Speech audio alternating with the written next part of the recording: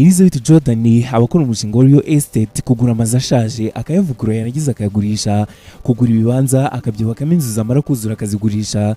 Gusa kuri ino nshuro hari umugore umuhamagara ati nanjye mfite inzu ngurisha. Uyu mugore ni uyu mukecuru uri kureba witwa Clara. Elizabeth aza mu nzu y'uyu mukecuru agatangira kumutembereza mu nzu ye abashaka kugurisha, ati muraho mumeze neza?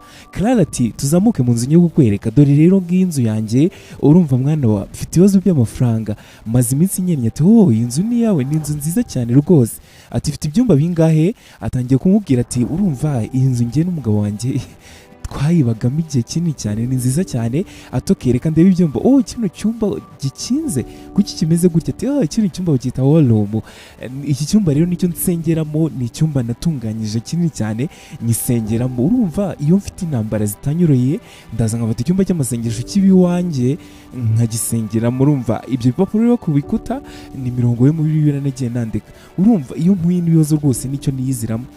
Uyu mugore Elizabeth aragomeza akamwumva, Clara agakomeza amubwira ati urumva Clara, ahangaha niho nsengera, ndi gusengera umugabo wanjye, ndamusengera rwose buri munsi, ibihe byose mbamusengera. Umugore Elizabeth ati kuki sengera umugabo wawe se? Hari ikibazo ufite? Ati umugabo wanjye yarapfuye, kuba ukimusengera? Ati okay reka ngende noneho nzaza nzanye amafaranga inzu yawe nyishyure. Elizabeth arataha, gusa mu rugo rwe ubona ari umugore n'umugabo batabanye neza. Umugabo ati urumva Elizabeth, ejo mfite akazi rwose kenshi, n'ubu ngubu ngiye guhita ngenda.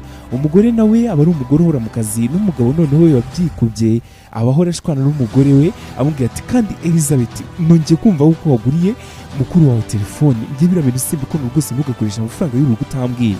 Umugabo aba ari umugabo ufite akazi nawe keza rwose, ubona yuko ari urugo rukize. Gusa umubano w'uyu mugabo na sekreteri we aba ari umubano udasanzwe, gusohokana kwa hato na hato n'ibindi byinshi bigenda bimutera mu gakungu. Yongera gutaha ati Elizabeth urimo urambwira ngo tugurire mukuru wawe inzu tuyimugura kuko yakoze iki? Amafaranga y'urugo rwacu agomba kugwa mu rugo rwacu, akaba twebwe afasha.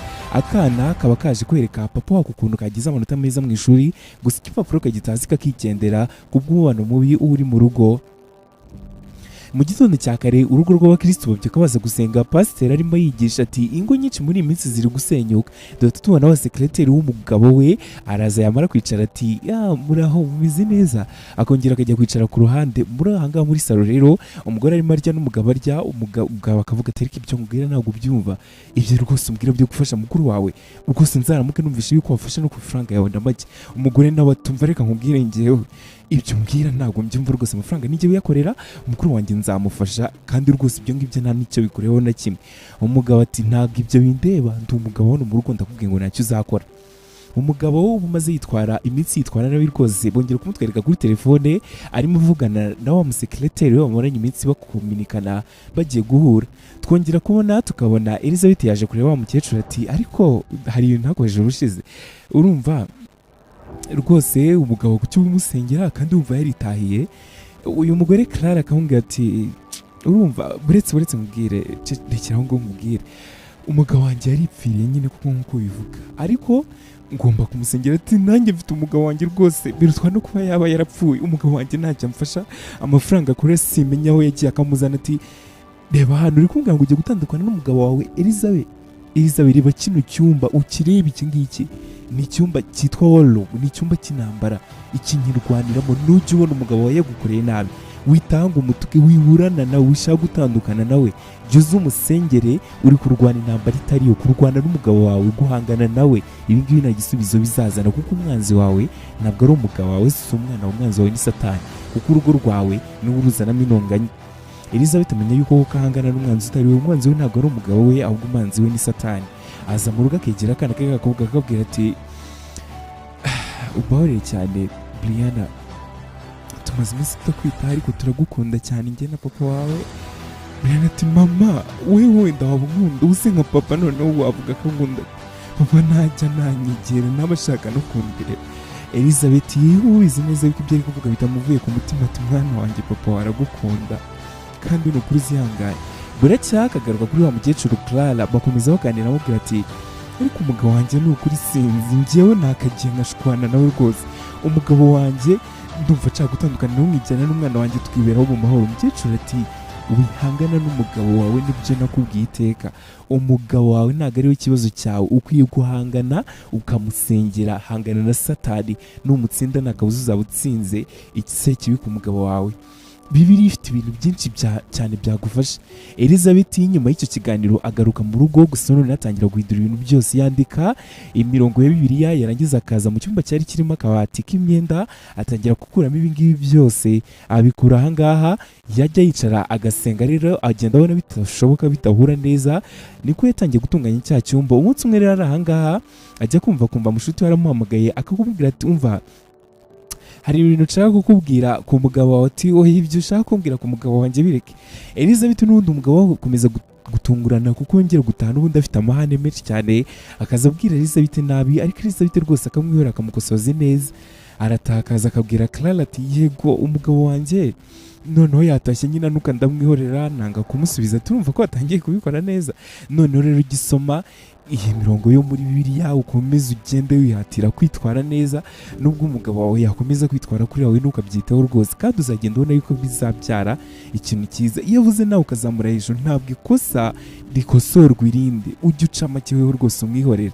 Elizabeth akomeza gufata ibintu byose byo muri cya cyumba ashaka kugira icy'amasengesho, arabyimura abikuramo abishyira ahandi. Cya cyumba cy'amasengesho agenda ashyiramo imirongo yo muri Bibiliya. Yongeye kureba mu butumwa bwo kuri telefone yakiriye, bari kumubwira ati umugabo arimo kuguca inyuma muri hoteli, aryamanye na sekereteri. Elizabeth ari ku Mana kukirimo kungerageza, arasenga abwira Imana ati Mana yanjye, wowe kuko umugabo wanjye kuki ukomeza kunsaba kugumana nawe kandi ubizi neza yuko adashobotse? Ubu ndabigenza ne kuko ubu nakamusanze muri hoteli nkamwereka icyo nshoboye, kandi ubu nagenda. Mana kuko wambabariye ukambwira icyo gukora, mbabari umpereza imbaraga zo gukomera. Ahita ahaguruka arasenga aravuga ati Satani, ndakwirukana muri ino nzu, aho waba warafashe hose ndagutokesha, ndagukura mu buzima bwanjye. Elizabeth akomeza asenga, asengera umugabo we. Twongera kubona umugabo we muri hoteli kuko ari kumwe n'umusekereteri we, ibintu bimeze neza cyane, bakomeje kuganira. Uyu mugore nibwo akomeza gusenga, asenga asaba imbaraga zo kwihanganira ibi ngibi, kandi asenga asaba n'imbaraga z'Imana zahindura umugabo. Mu rugo tugiye kubona tukabona akana ke karaje kegera mama we kati mama umeze gute? Kagera aha ngaha mama we nyine aragafata akajyana ku ishuri, koko bagiye guserebura amanota meza kaba kagize, akajyana gukinira n'abandi bana n'ibindi byose umugabo we yakabaye akora. Uyu mugore arihangana akabifatanya n'izindi nshingano, ariko akabikora neza.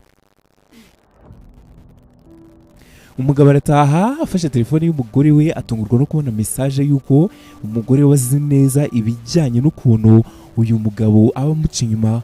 Umugabo ati biramutungura cyane, ati uyu mugore ntabwo ashaka kundoga. Afata ibyo kurya arabihinduranya ati ndabizi yandoze kuko yabimenye nyine, ashobora kuba ashaka nko kunyica. Umugore ati Tony, Uwiteka ibiryo rwose abihereza umugisha kugira ngo nitubirya bize kugira umumaro mu mibiri yacu.